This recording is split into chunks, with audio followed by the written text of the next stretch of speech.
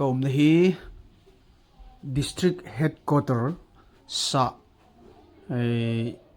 CFC church hin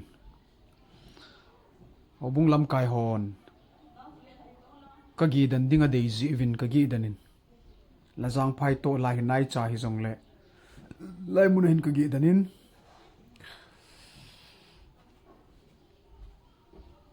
Old Testament Bible lang is simai le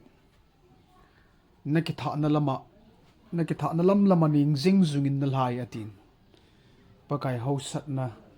ne ding don ding ho ta in ai koi pi wen apar hin pi hin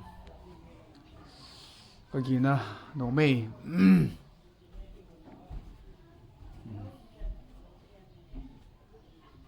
tunin ka gelin pakai la cha ho pakai thau nu ho thunna ke yong ka thung thein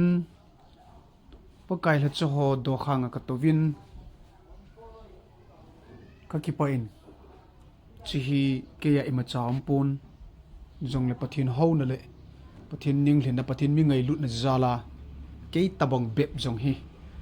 tia hi pathin la cha ho thun na dinga ho bung mi pi te hon asa ho mun ho hi thung ji ka hi bowin ke ai ma cham pui ji chun ni het sau bonga ke hi ha sam dim set ka hi tagaw le ta sa mi pha zo lo hat lo ka hin jong la ngai lu na chung nung pen zala tu ni hi chi hi ka chana hin ka ki pa in lei chung chun dinga jong koi manin ta san ta lo pa he tunin pathin thun ka kal sungin silai mun ho ka gi na hin azun jong ka chati hot to ka kholi men ka ki mang cha kho mo vin phone tu la he mun chum chum in ki gi zin tin hi jong le phone nei ta vin video call bol jong le ma ho ka chati ho li le ka zinu hin mi nga chu phone na hin video call la ka ki ho jong le bon chan ka muin he ti chun pathin thun jong ka ki mang kho mo vin hi chi pathin tua kal sun na ho a helo le pathin tua ki man chan ho hi chi a thu pi pin ti chu a hi puin a thu pi pin hi in sung a hin ye chun in sung chi ki kho sa di wei chele ke hi ti ai pathin tua min i ko zia pathin tua ka kal sun zia pathin thu sei pathin la sa ka chi mana ju ke chu pathin na tong di sa jong ka hi lo wei aji chu pa kai pan ado na wa chun pathin na ka to thin di wai pi ka bol diu ham tia ado na ba hen Jesus Christ na don burin pathin na to ding ki ti chu ain sol pa atile amma chu na Jesus Christ ai ta sanova cha hin kho imanu ama ta san na to i hin kho ki to a chi ding pa hin kho pa kaya dinga iman pa na agom lama sein pin tha na inei wa ama ta san na ium pau chu pathin na tong ki hi ai ichi pham pathin thu se ho pathin la sa ho bo se chu pathin na tong hi lo wai sum pi ho bo pathin na tong hi lo wai ichi bon jawa pathin nai to the nau chu Jesus Christain pathin na to ding ki ti chu ain sol pa na ta san di wa hi ti hi ichi in se pi wai ka ki pa in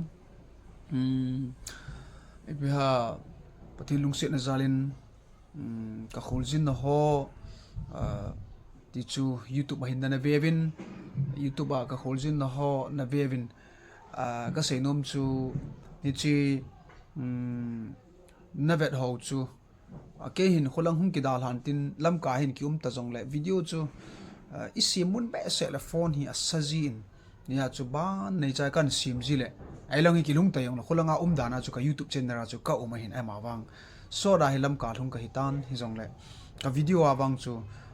chasana pana litana pana chi ti ho kan sei ji na he chu hin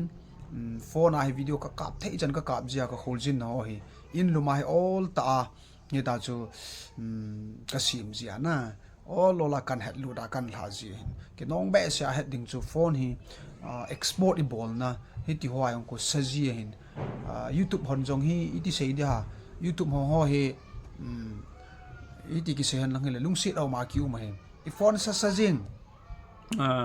hiza chu phone na hon YouTube bol hon phone kum thum na choi diu chu kyo hin kum khat ka choi oi he ta banga chu phone a tha cho dinga jing hi ti hin omin ki nei zo nang computer ho pem laptop ho be aki bol hi le phading hin a phone ai meu si ki bol hi zia chu phone hi samun asat ding le man thei lung hi zina